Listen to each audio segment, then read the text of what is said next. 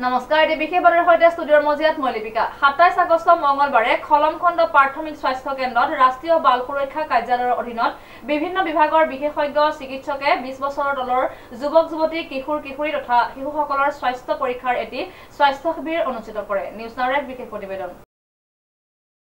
27 আগষ্ট মঙলবাৰে খলমৰাখণ্ড প্ৰাথমিক স্বাস্থ্য কেন্দ্ৰত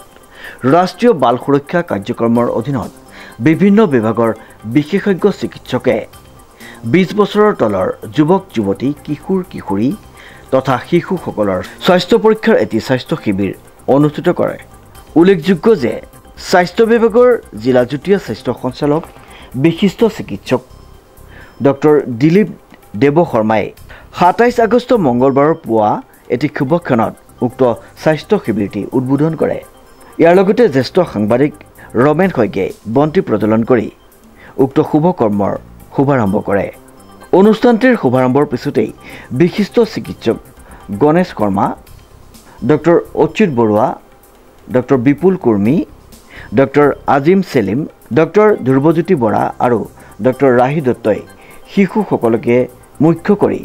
যুৱক যুৱতী কিশোৰ কিশোৰীসকলৰ স্বাস্থ্য পৰীক্ষা কৰি বিধি বিধান দি বিনামূলীয়া ঔষধ প্ৰদান কৰে